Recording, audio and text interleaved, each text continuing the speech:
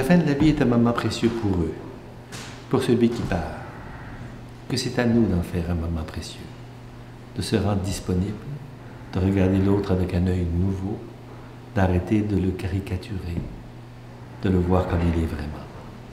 Et que peut-être, on verra alors qu'il y a à la fin de la vie autant de lumière que d'ombre. Docteur, samedi matin, ne me donnez pas trop de morphine.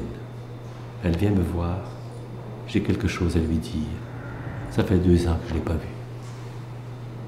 Ce qui est devenu prioritaire, ce n'est plus de ne pas avoir mal, mais c'est de dire ce quelque chose-là, qui vient de profond, qui exprime ce qu'il veut vraiment dire. Ce monsieur est en train de me dire, je veux devenir moi-même. Donnez-moi la chance de devenir moi-même. Donnez-moi la chance de dire ce que j'ai à dire, de préparer l'autre à mon départ. La fin de la vie est une période où on se simplifie et on résume sur son essentiel ce que on veut laisser aux siens. C'est un moment sacré. On en a entendu parler beaucoup, on parle de soins palliatifs. Moi, le titre que j'ai beaucoup vu, qui revient sûrement dans les articles, dans les nouvelles, c'est de mourir dans la dignité. Pour vous, qu'est-ce que cela signifie? Madame, ça signifie à la fois une escroquerie et une réalité. La réalité, c'est que nous sommes tous dignes, et que nous serons toujours dignes, et que notre dignité ne vient pas de ce qu'on fait, de ce qu'on dit, elle vient de ce que l'on est.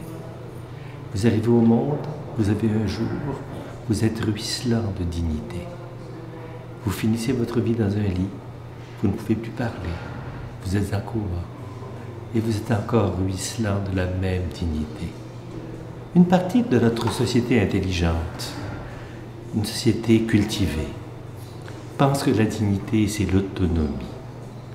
Le jour où je ne suis plus capable de faire les choses moi-même, de ne compter que sur moi, le jour où je suis obligé de demander la main pour aller à la salle de bain, ou encore de faire mes besoins dans un lit, j'ai perdu toute dignité. Non. J'ai perdu quelque chose que j'avais, mais pas la dignité. Il y a des gens qui pensent qu'il serait plus simple, plus facile, peut-être même plus plein de compassion, d'arrêter la vie des gens lorsqu'ils ne sont plus autonomes. Ils n'ont pas compris que l'autonomie était un fruit qui pousse sur l'arbre de la dépendance. La pensée du bien portant dit ceci, ce monsieur est malade, moi, je ne veux jamais être comme lui. Quand vous êtes rendu comme ça, là, vous me donnez une piqûre, puis il m'en va, puis c'est fini. Il veut une police d'assurance pour ne pas souffrir à la fin de sa vie. Le malade, lui, qui était un bien portant avant, le malade, lui, te dit, écoutez, docteur, ma fille revient d'Australie vendredi.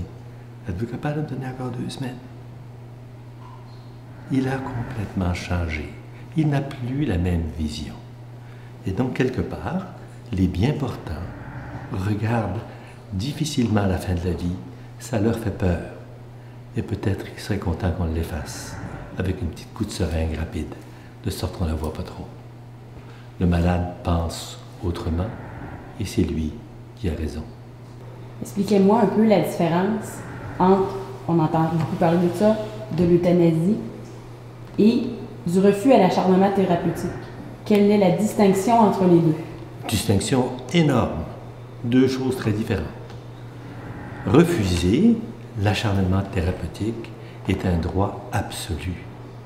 L'acharnement thérapeutique est un mal. Nous ne sommes pas là pour rajouter des poids de plus sur des épaules qui n'en peuvent plus.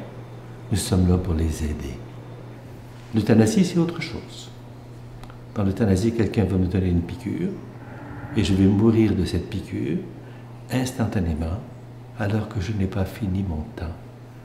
Un temps qui est peut-être encore précieux pour moi. L'euthanasie, c'est autre chose. Je pense que c'est aussi inacceptable que l'acharnement thérapeutique. Ce sont des réalités différentes, mais toutes deux condamnables.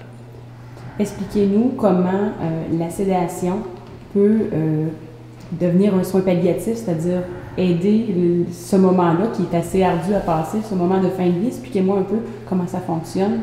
Il y a à un moment donné des gens qui entrent en fin de vie dans une souffrance personnelle intense. Ils ne sont tout d'un coup plus capables de tendre la main. Ils sont très seuls, ils s'isolent. Ils sont insupportablement souffrants. Je ne dis pas qu'ils ont forcément de la douleur physique, mais ils ont une douleur psychologique telle que le moment d'aujourd'hui leur devient insupportable. Et nous sommes là pour soulager la souffrance, quelle que soit l'origine de la souffrance. Et si la seule chose qu'on peut faire, c'est de les endormir pour qu'ils ne souffrent plus, comme on endort quelqu'un à la salle d'opération, eh bien voilà une sédation qui fait plein de sens. Ce malade n'est pas obligé de vivre cette souffrance qu'il ne peut plus dominer. Il est maintenant absent. Et durant son absence, il va mourir de sa maladie, comme il serait mort s'il n'avait pas été endormi. Donc, c'est un outil un peu spectaculaire, un outil qu'on n'utilise pas toujours parce qu'heureusement, on n'en a pas besoin tous les jours. Mais c'est un outil utile et c'est un outil qui permet de répondre à une souffrance qui ne serait pas autrement contrôlée. Et en soins palliatifs, quand il n'y a plus rien à faire pour la maladie, tout est à faire pour le malade.